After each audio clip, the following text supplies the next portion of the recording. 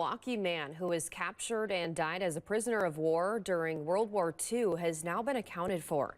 25-year-old David Hansen served in the U.S. Army Air Force. He was captured in late 1941 when Japanese forces invaded the Philippine Islands.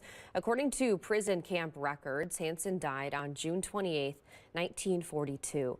His family has now received a briefing on his identification, and he will be laid to rest in Brookfield, Wisconsin.